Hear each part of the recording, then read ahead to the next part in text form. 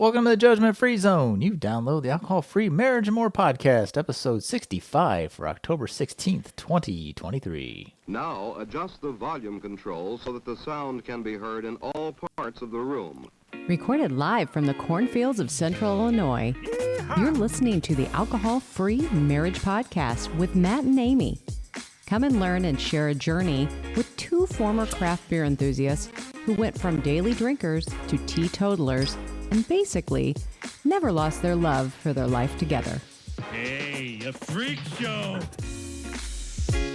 Well, hello there, children. Welcome back to your weekly freak show that is the Alcohol Free Marriage and More podcast. I'm Matt, along with the always lovely and hot flashing over there, Coach Amy. How are you, my love? I'm calming down here. It's a tough season for the elderly.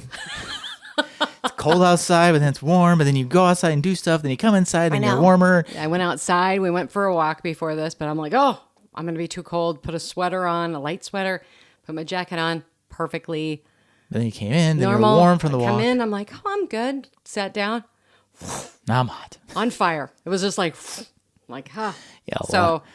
Tis the season, I guess. I don't know. But tis the season for Sober October. We hope your October is going wonderfully. You're halfway through it, I guess, right? Yeah, it is, I think, officially the halfway. Yes. As of our recording, it's October 15th, so we are officially, half-ish. We're halfway through the day of the 15th, so that's exactly halfway, yeah. Yeah, we're halfway through it. I hope that if you are interested, if you're sober curious, if you're wanting to make alcohol small and irrelevant in your life, we're here to help. We are. We're here to help. You know who's not here to help, Amy? Our grocery store with the mom water. Oh.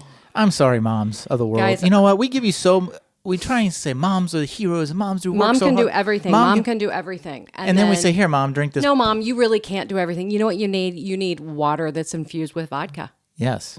You need it because you know what? You really aren't. You can't do it. Yes. I want to tell you that. You can't do it all. Yeah. You're a mom, so you need this booze water. Yeah. So, I mean, yeah, I'm on a little bit of a tirade about that because, we are inundated over and over and over again about women's empowerment and how we can take on the world and do this. But then ultimately, by the end of the day, you really can't do it all. No. You better have a drink of this. It's like mommy wine culture taken to the next level. It's like So- mommy wine, but now it's literally called mom water. By Mom Squad. Yes, So, with vodka. I'm sorry. Clearly not I'm going to be a sponsor of absolutely our sorry. show, but Because, and this kind of took me back. I actually started to do a little writing on this. And just about, like, when I was a kid, and what's so funny is a girlfriend just sent me a picture of her I think, 8th grade daughter, who's like started off with the flute. And then all of a sudden, she's now hoisting around this big old berry sax. And the little thing is a teeny tiny little pipsqueak. The instrument is pretty much as tall as her. And I laugh because I said, well, what's this all about? And she's like, oh, basically, you're going to tell me I can't do it. I'm going to be able to do it. Right. And that was me. I mean, I played the tuba and it was all about the neighbor boy was like, you can't do that. Nope, you can't. I walked in the house. I said, Mom, I'm going to play the tuba. You're like, suck it, Johnny. And but with that, think about that, ladies, as a kid, as a young girl, how so many of us thought we had it. We were like, yeah, I'm going to go take on the world. Go take on the world, girls. Let's go do this. And then we get out into the world. And yes, the world is hard, but you are strong. You are stronger than you think. And all of these messages and the comparison on social media and every single time when you're scrolling through, oh, here's somebody with their wine glass and they're having fun, which I'm not opposed to that. And I totally was that person. And probably 5 years ago, quite possibly, well, probably not. It's vodka. I was not a fan of vodka, but picking up something like that would not have been something I wouldn't have done. I mean, I would have there's all kinds of different I think drinks. it's the branding I that think gets it's me. the branding. And but also, a few years ago, I think it was like during COVID, the Hello Kitty wine. That's true. That was something too. It's like all the marketing, Amy. It is. It's all the marketing. And it's, I just want people to know, ladies, you can do this. You do not have to. You're being lied to. Part of me is just like, even if you're going to drink, just don't support people who market like that. Really, it's like if you're gonna have, fine, go get a regular bottle. Don't support people who are abusing, like straight up, just like playing off your emotion and abusing you. That is just, I don't know. Well, I know That's a whole that. nother level. I mean, if you don't think this, you're very naive. But there are marketing departments, big alcohol, all the different places. They're marketing. They're like, oh, we've got the old men. We've got them. Right. They're hooked on their scotch and their whiskey and everything. And then we've got the sports guys and everybody else. No problem with that. And then we've got, working women. But then it was like, we don't have The moms. We don't have those ladies I don't think they who- got moms now, though. Yeah. Though they have them now, because we have the mommy juice and we have all of these things. But now we have mom water. So There you go. Just blatantly. congratulations.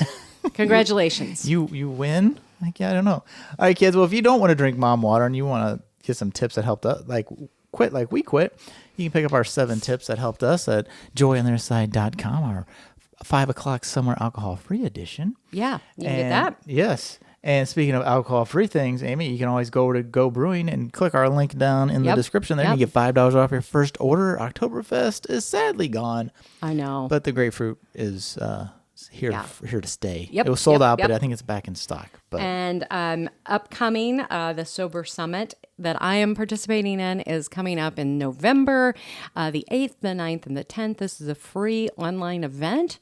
it's free. I didn't know that. There is you can do a little small upgrade to get more Premium seating in the virtual environment. You do get premiums with it. So, but it is. I'm excited to be a part of it, and I think I have my link in the bio. Not in my. Put the link in. That's a direction to me, people. Put the link in the link in the thing. Put the link in the thing in there and that. But if you go out and you can follow me on Instagram at Joy on the Other Side of Alcohol, and I'm going to be sharing more about the Sober Summit in the next few weeks. So excited that I'm to be a part of it. That'd be cool. Yes, very fancy. Yeah. Let's get to our drinks of the week real quick before we get to our interview with Tom. I'll let you kind of drive this. Okay. You one you invented, and the other I think we found on the interwebs. No, I found both. Oh, did you? Yeah, I did. I went out and I found in my feed, the social feed, all of the different mocktails and things that come up. There was the cider and ritual rum. It's called an autumn mimosa. There's no orange juice though. But I mean, if you wanted, you could maybe throw a splash. Cider of orange is juice. the orange juice, Yeah. and then we use the free brute, right. The sparkling, like their Sparkling, champagne, and then the ritual rum, and it was really good. I don't think we put it on ice. I don't think they did in the video. No, they did not. But I like don't know. ice. I like ice in my drink, so I did personally. so we did that, and they served theirs in a champagne flute. It was very pretty. Put a little cinnamon sugar, but we did trivia to cut those calories, and then a little. You could do a cinnamon stick and some apple slices.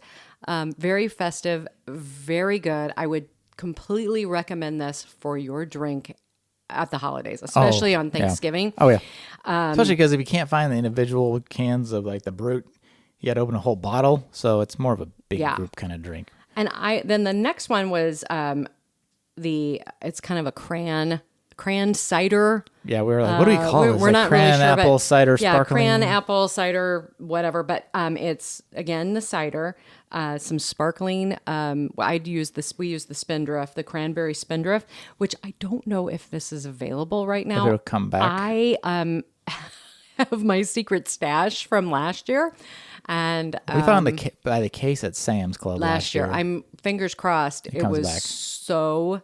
It's a seasonal one. I wouldn't doubt It's if it so comes back. good. But that is so easy. Literally, put your glass, some ice in there, just pour. half and half, and so good. The only hit you take is the sugar on the cider because it's like 26 grams of sugar to a cup of cider. So But if you're going to have some cider or something, and if you're going to sit there and say, "Oh, there's so many sugar calories," okay, I might as well have some vodka. That goes what in about mom your water. wine? What about your wine? All of those. Yeah. Just look at it that way. It's a treat. right. Right. I would not be drinking this Like- every day. Yes. And like I poured the one like in a rocks glass or, we had a wine, like you're not drinking, there's probably not even a cup And the other of thing cider in it. is what I've done in the past too is like I used to, well, didn't really work with the wine because I would just keep my ice would water down. I just keep adding wine. Right, So right. that didn't really work. But with this, if you have your little cider in that and you want to add more of the cranberry, the can, Yep. just to keep watering it down. So good. The nice thing is you can adjust each component Guys, to your taste. So good. Yep, I yep. absolutely, And that was my first experience with spiritual rum, and I really liked it. So, yeah, very, very good. all right, Coach Amy, let's get to our interview with Tom. All What can you tell us right. about Tom before we go talk to him? We are interviewing today a fellow This Naked Mind coach, Tom Keppeler. And Tom, in his bio, it says he's lucky to be alive. He's a survivor of an April 2000 bike crash that broke his neck. He in a head-on car crash, arsenic poisoning, and then liver disease. Wow. Throughout his life. But even though he's had a great deal to struggles in his life, his motto has endured: don't just survive, you want to thrive. He has 25 years of professional communications and executive coaching experience.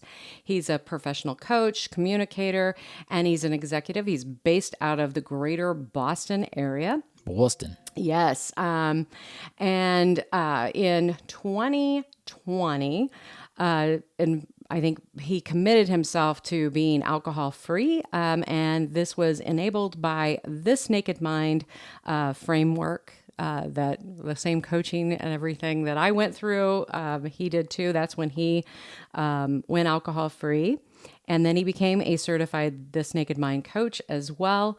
And he offers coaching on this framework to his sober, curious clients who are looking to unleash their inner power through their commitment to reducing the role of alcohol in their lives.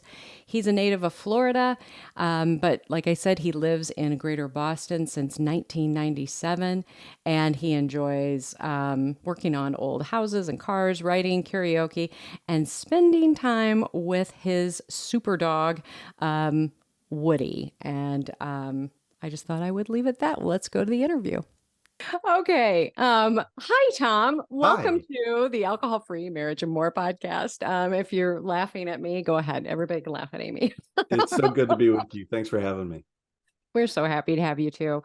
And Tom and I used to, actually, we went through coaches training together through This Naked Mind in 2021. So I just want to thank you for coming on. And if you want to just start by telling us a little bit about where you're from, and just, your hobbies and such. Yeah, sure thing. So I'm Tom Keppeler. I grew up in Clearwater, Florida in the Tampa Bay area. Was lucky enough to get a scholarship right out of high school and studied journalism in the Boston area, Boston University. And I've been in Massachusetts ever since. I've been all around in Greater Boston itself, out in Central Mass, and now I'm in Southern Massachusetts. And this is a great area for me to be in. I love hiking, especially with my dog. Love spending time with friends, love travel, and I love karaoke as well. So this is I'm near the Providence karaoke spots and the Boston karaoke spots, and it's a good place for me to be. Oh, that's awesome. Yeah. Well, thank you again. And you know what? Why don't, if you wouldn't mind, just tell us a little bit about your addiction story. Let's just start from, I guess, maybe wherever you want to pick it up at. Sure. Yeah, I started drinking pretty young. I mean, I was probably in middle school when I had my first drinks, and that ramped up in high school. Although I dabbled with sobriety even then. I think for the duration of one of the years in high school, I didn't have a drop to drink, and I was like the go-to designated driver, which was great because my vehicle was a '73 Beetle. And it didn't fit a lot of passengers, so I got to drive my buddies, big trucks and cart them around in high school for the times that I wasn't drinking. In college, it really ramped up, and added in some other drugs of choice during college, and my drinking was heavy right out of school and for that period thereafter. there was a time when I was married that I quit drinking for almost 2 years, and I was just white knuckling my way through sobriety. I absolutely hated it. And when I got divorced, I started drinking again, and quite heavily. And my doctor diagnosed me with a fatty liver, and said, look, whatever you're drinking, cut it by half. And I thought to myself, gosh, that's still a lot. That's still a considerable amount.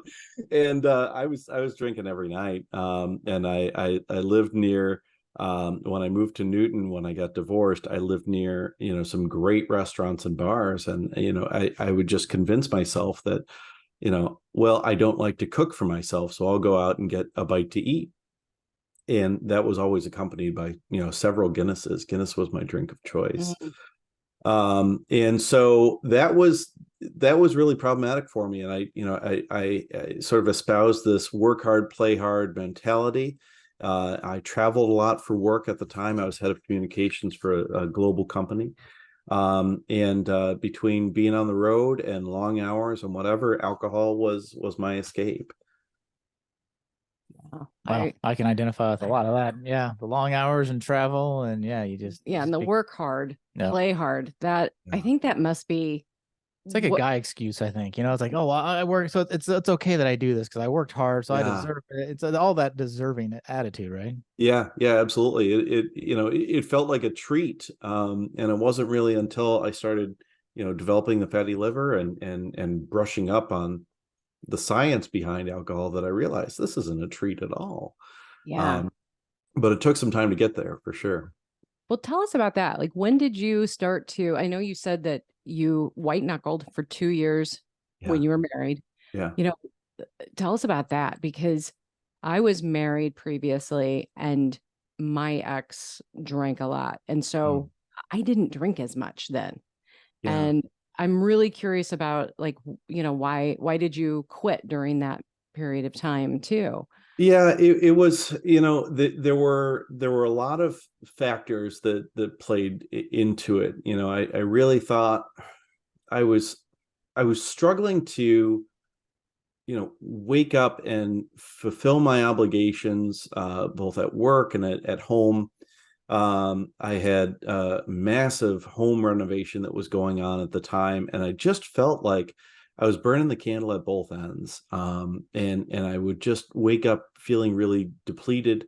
There was a time, especially when, I would work from 9 to 5 and then eat dinner on the way to renovating a home, and then work until, midnight or 2 in the morning on renovations, and then repeat that whole cycle. And on the weekends, never really gave myself any time off either from working on the renovation or from drinking.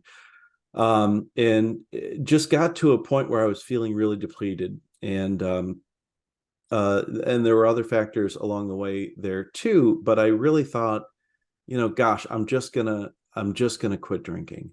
And I just did it. I didn't engage in any 12-step programs. I didn't read anything. I didn't listen to any podcasts. I didn't reach out to anyone really for support. And I didn't get much at home either. And it was just dreadful, because what I didn't do was unpack all the things behind why I was drinking to begin with. It was it was a focus on the behavior of, I can't drink, I can't drink, I can't drink. And I was obsessing about it all the time. And, over time that became, well, I can have a shandy or a light beer or something that's low alcohol. And that just became more and more and more. It's addictive, as you know. Yeah. Right. It just sort of snowballed from there. Mm-hmm. And then let's see, so you went through your divorce, and then that all geared up with the alcohol.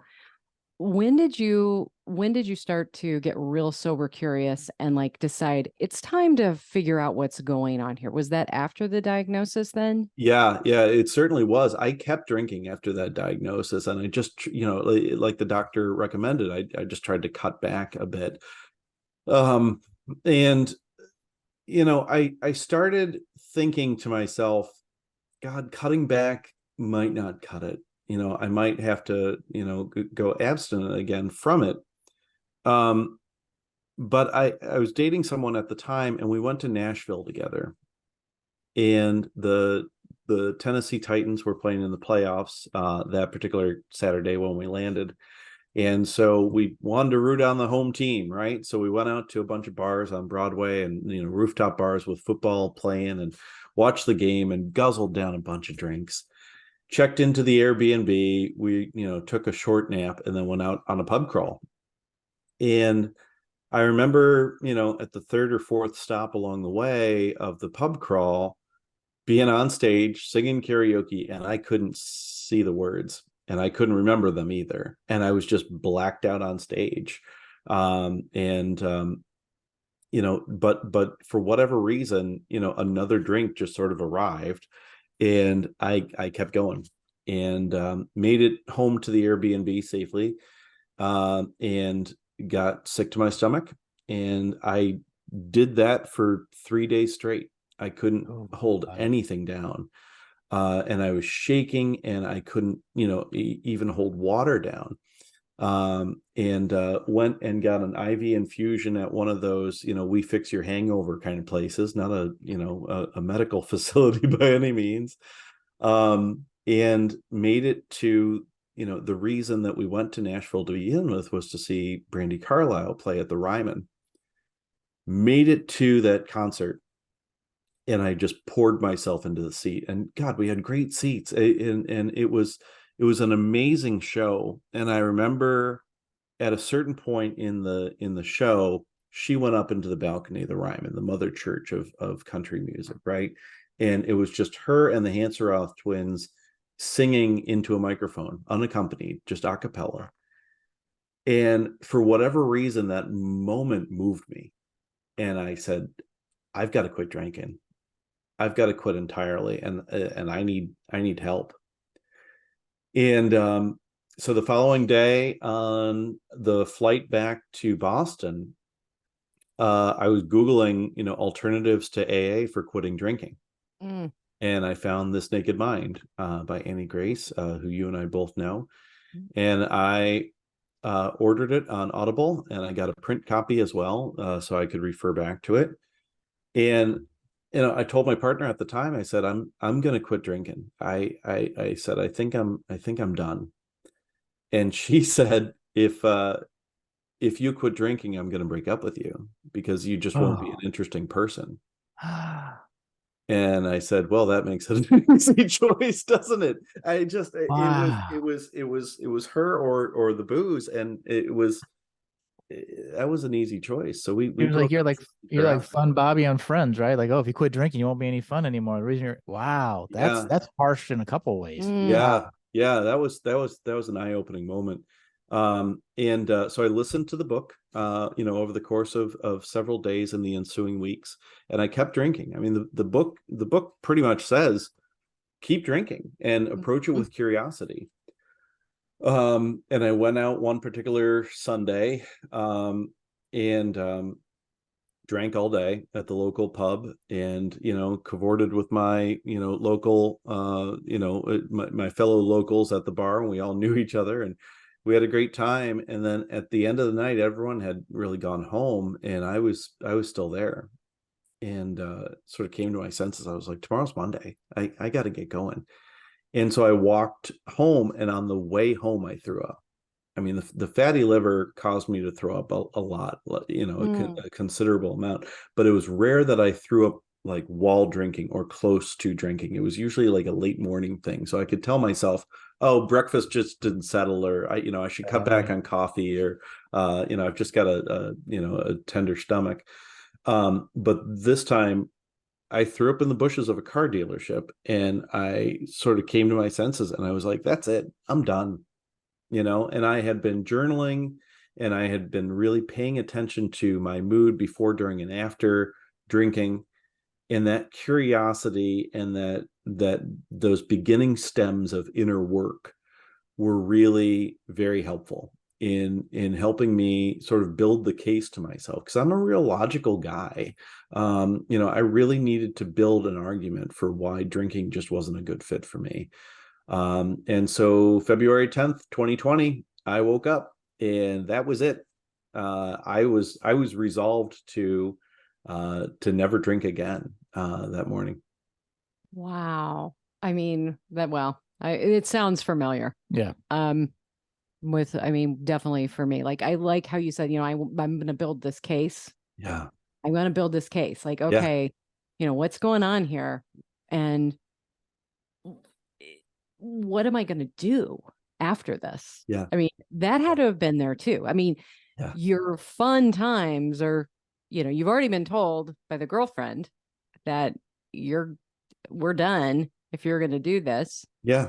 And then also, like, I mean, you just left the bar where, all your friends, all the people you hang out with. I mean, we had that too. I mean, Yep. that was our life. I mean, Yeah. our hobby was drinking.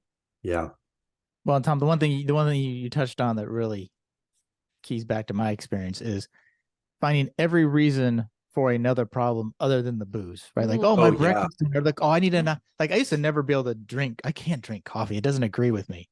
I quit drinking. I drink coffee all the time now. It wasn't the Yeah. coffee. It was the Right. bottle of gin I drank the night before. Yeah. It's like, no, you have a tender stomach, to your point. Yes, because of all that Guinness you poured down there. You bet. Absolutely. It's toxic. And there's $1 billion industry behind teaching us that, alcohol is the key ingredient to having any fun. I got to tell you, my life is a lot of fun. I have a blast no matter what I'm doing, and none of it involves alcohol these days. Yeah. I'm really, really thankful for, the friends I've made, during my sobriety journey, and also the friends, from long ago who have stepped up and said, we miss you. Where have you been? College friends and high school friends and even friends from childhood have come sort of back out of the woodwork and, learned that I'm probably a lot more approachable these days and a considerable amount more fun, I love that. I yeah. love it. And you do karaoke. You said, I want to have you talk to us about how a person who this was your hobby, your life, how did you continue on? How did Yeah. you continue on? Like tell people, like, I'm not going to be any fun. I mean, Matt just brought up like Fun Bobby from Friends. Like, our generation is like, oh, you quit drinking. It'll be You're not going to boring. be any fun Yeah. anymore. Yeah. It was simple for me. The book and especially Annie Grace's other book, The Alcohol Experiment, it really sort of dares you to come up with something that you've always thought to yourself that you couldn't do without alcohol. And for me, that was karaoke. I love singing and I love performing. And I sort of said to myself, I said, God, if I can sing karaoke sober, I can probably do damn near anything. And so it was that week. It was that, I want to say it was a Thursday or Friday of that week in February of 2020 that I went out and I went to the bar. I went solo to this karaoke bar that had just gotten built in Boston. And I sort of perseverated for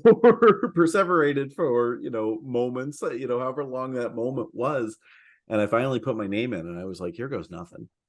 And I sang, and I've never seen the crowd so into it in my entire life. I mean, that was, if I could have gone out on top, it would have been that night. Right. And I wound up singing 3 songs because there was such a high associated with it, and after every time I sang, somebody came up to me and said, hey, that was great. Let me buy you a drink. And I was like, look, man, I'm a cheap date.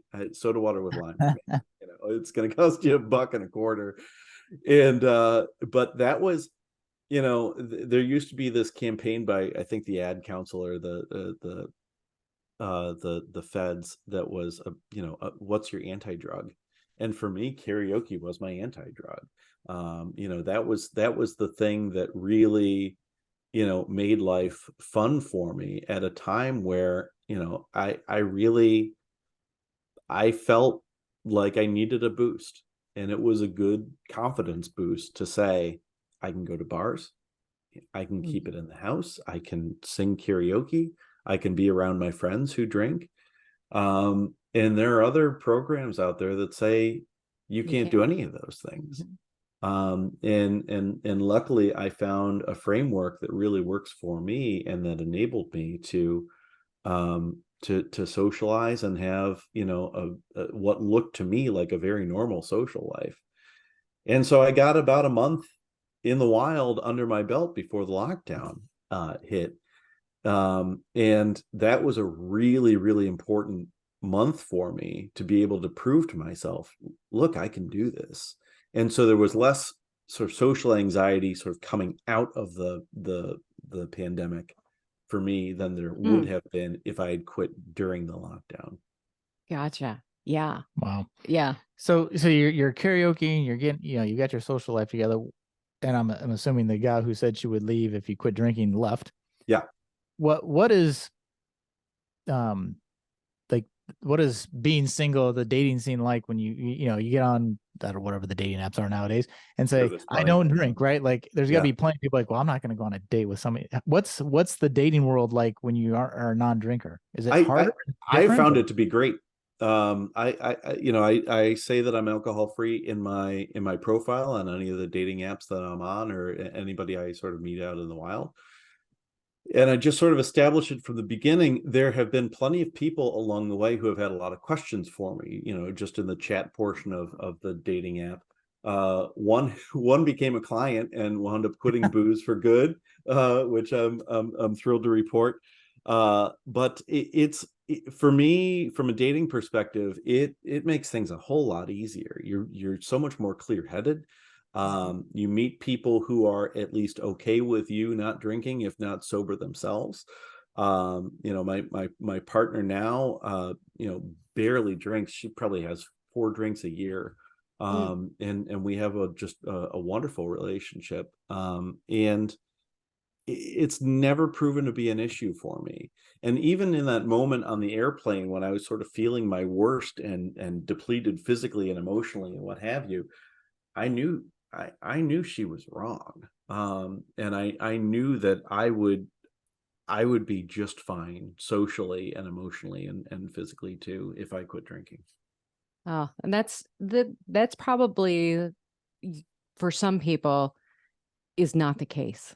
I Yeah. mean, because I know for me, that's one of the hardest things is someone decides they want to quit and their partner is still drinking Yeah. and they're married and it's like, hey, I'm not quitting.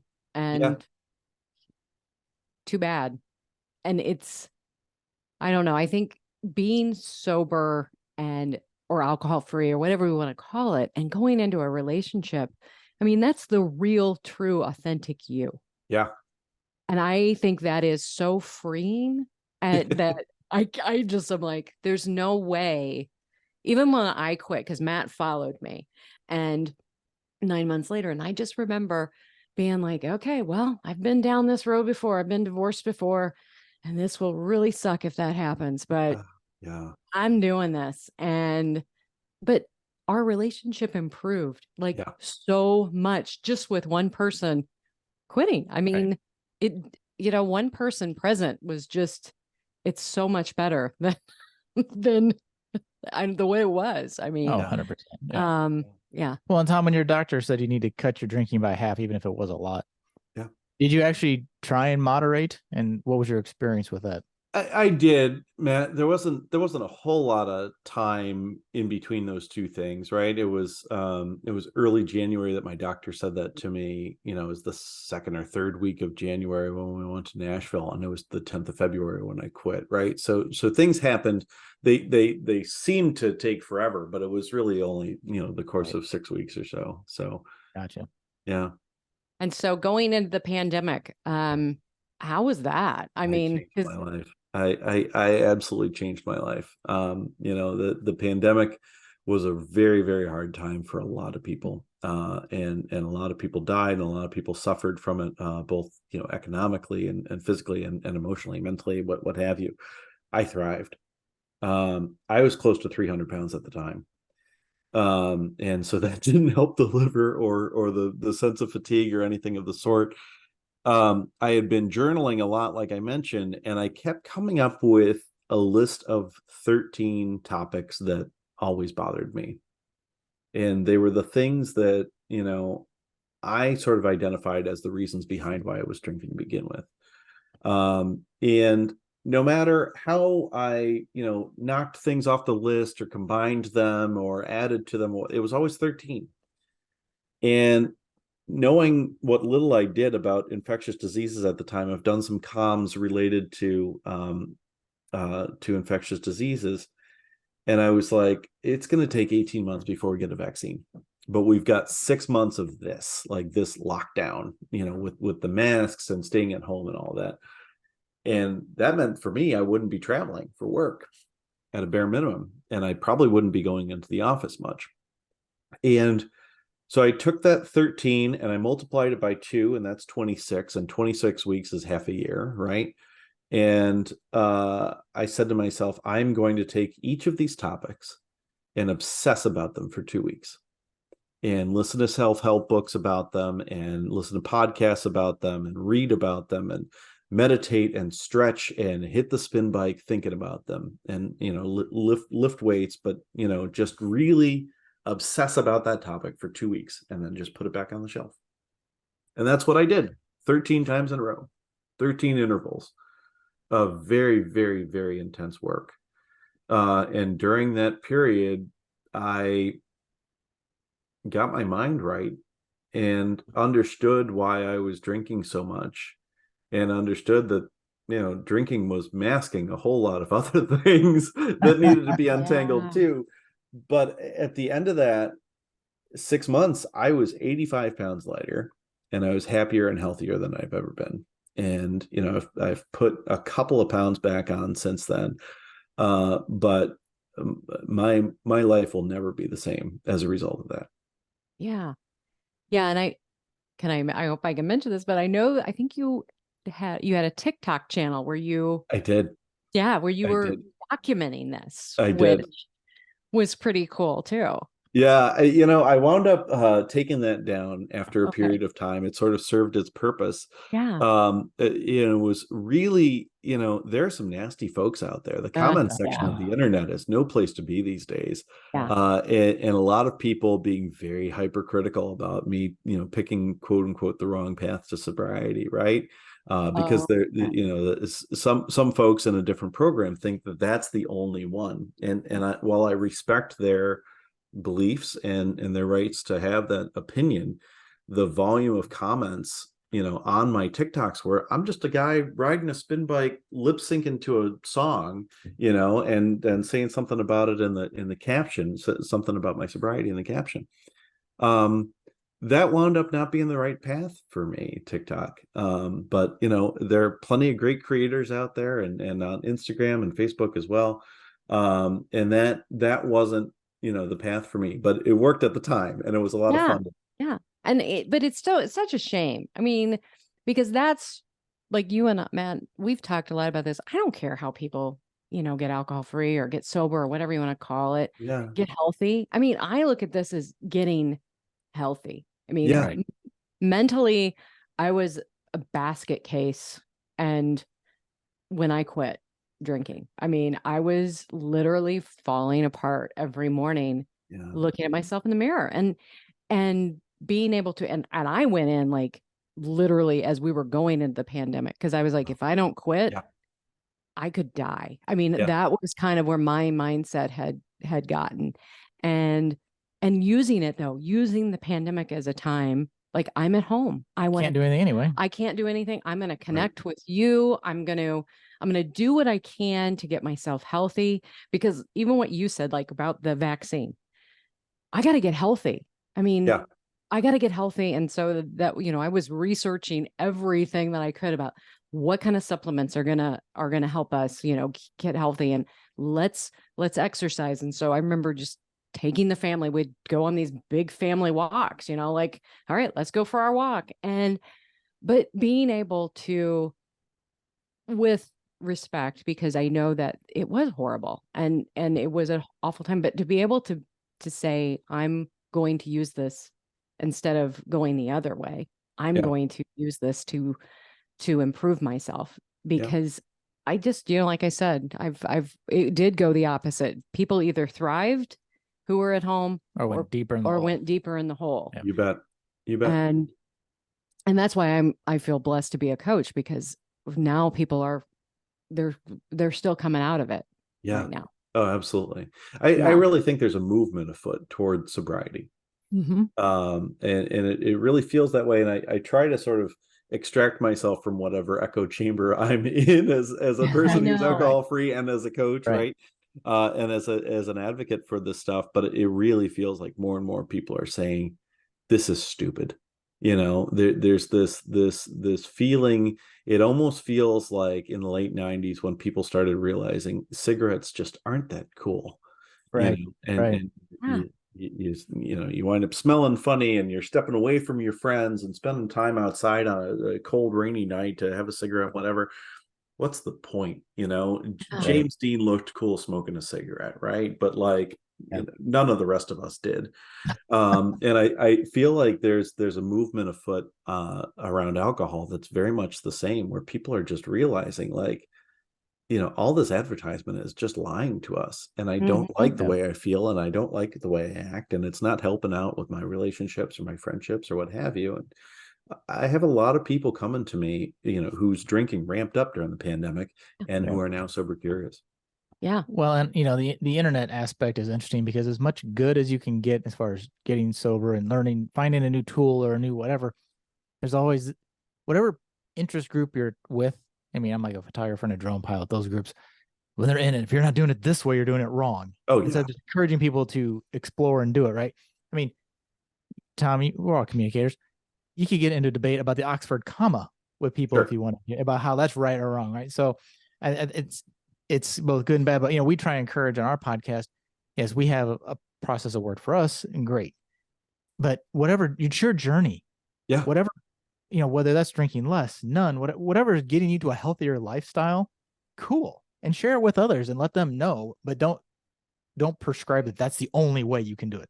Yeah. Here's a way that worked for me, and here's a way that worked for you, and here's a way, and even within those ways, right, there's hybrid. I think your own little 13-step program that you kind of invented, I think was probably a big part of yours. And I love that approach, because first off, they're all personal, right? Those 13 things you wrote down. Sure. And the other thing I love most about it is I'm very kind of attention deficit, like, oh, shiny. I only have to focus on it for 2 weeks, and then I get to move on to something else. Yeah, same here.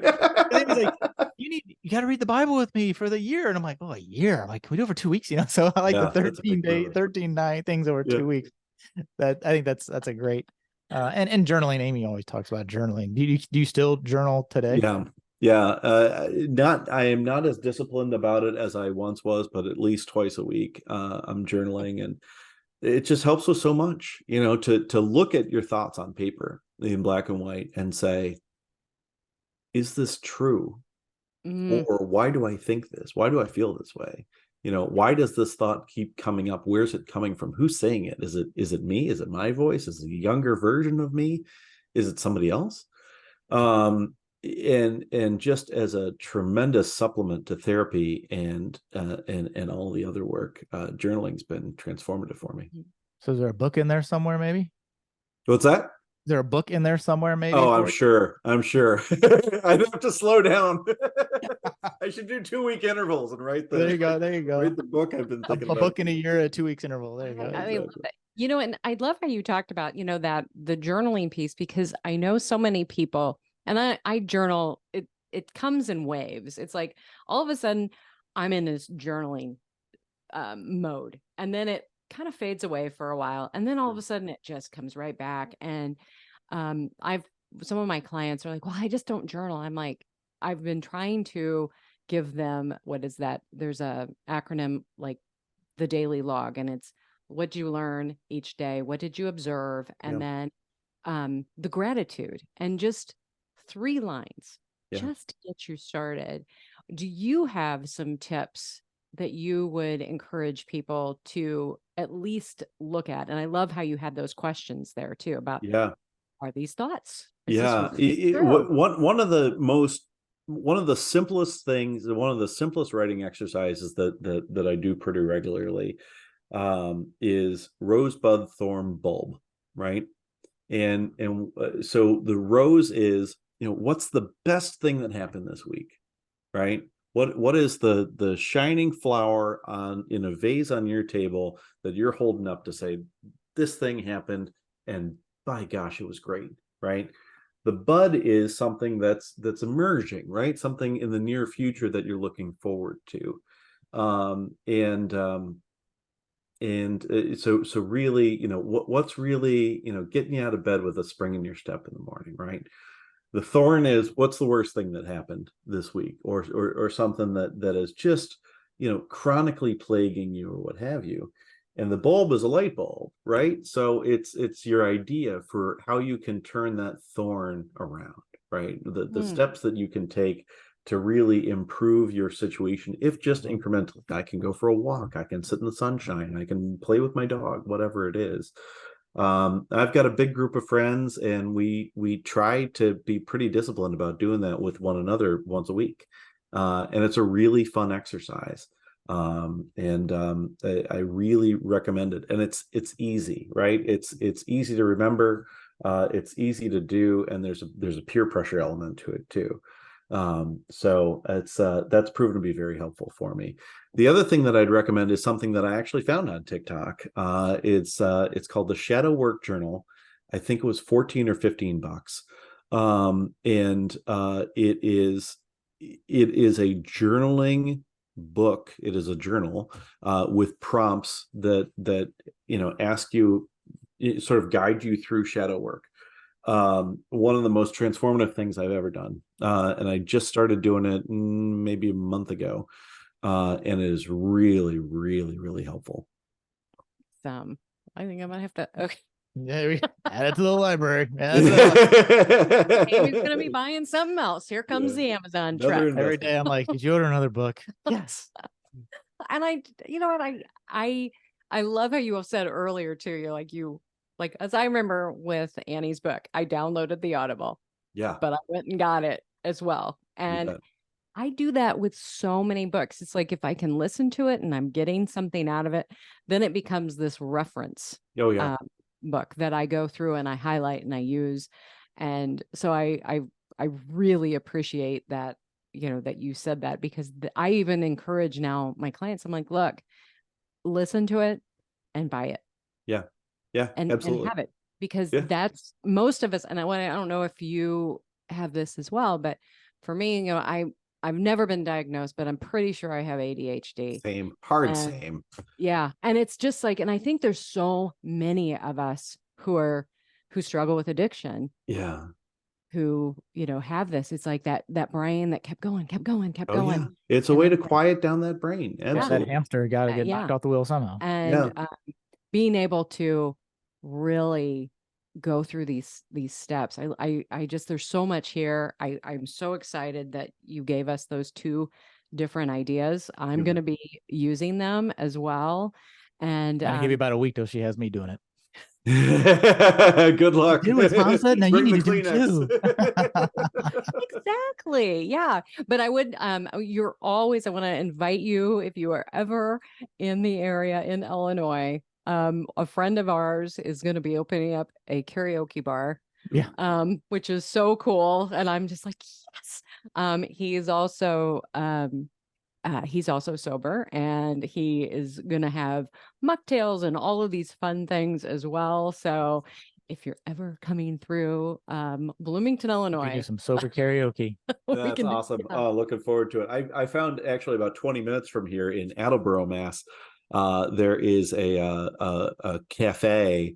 They've got a bar and they've got food trucks set up and whatever, but they are primarily a coffee shop, and they do karaoke every Friday. And I'm like, I have found my spot. That's so fun. Yeah. So cool. All right, Tom, I always get the final question though, but before I ask that, where do people find you? I can be found on LinkedIn. Last name is a little funny to spell, Keppeler. Or you can find me on my website, which is obsidiancoaching.com. Very cool. Yeah. All right. So when you're out not drinking, but doing your karaoke, what's your favorite go-to non-alcoholic cocktail or beverage? Soda water with lime. It just rolls off the tongue. It's a simple drink. They always have it. Anybody who's got a soda gun has it. and it's just easy. I try to keep it as uncomplicated as possible so that it just comes right off the tongue. And that was a trick I learned early on was, if you want a Coke, get a Coke. But if you want, can I get this with this and a splash of that and whatever, it's just, sometimes it's a little too elaborate. And I always found myself getting kind of tongue tied when I would go, especially to a new bar. So soda water lime for me. Well, and you throw in a rocks glass, and nobody's gonna know if there's vodka in it, or Yeah, if it, exactly. It looks like a you cocktail. you camouflage in if that's what you're interested in looking. If you want to not stand out, and you want to look like part of the crowd, it totally fits. Yeah. Awesome. Absolutely. Wow. Thank you so much for You being bet. on with us. We appreciate it. Love what you're doing. Love what you're putting out in the world, your positivity. That was one of the things in our coaches training that just, I was like, Tom's doing a call. I'm going to that call. We're going to, and it was right just, back at you. I love your just positivity fun. as well. Yeah. So thank you so much. You And bet. we will hopefully maybe be in touch when you decide you're going to write that book. Okay, that sounds good. And I'll swing by the next time I'm in Illinois and we'll do some karaoke together. Sound like a plan? That sounds awesome. Thanks so much. All right. Thank you both. Bye now. Well, thank you, Tom, for being on the Alcohol-Free Marriage More podcast. That was a great story. Many things I identified with myself. Just an all-around awesome guy. Yeah. Great spirit, great attitude. Yeah, he's one of those people that when I, met him, I was just like, you know what, this is a buddy. This is somebody who I'm hoping, like in a few years will be like, hey, we're on the East Coast. Can we hang out? Let's go karaoke. Well, and I love that he's out there, a male coach, putting the men's voice out there in the sober world, because we need more of that too. So yeah. Thank you so much, Thanks, Tom. Yeah. All right. Well, thank you for joining us this week on the Alcohol-Free Marriage More podcast. Check us out next week for, I think, another awesome interview. But until then, I'm Matt, along with Coach Amy. Wish you peace and love in the cornfields, and we are out.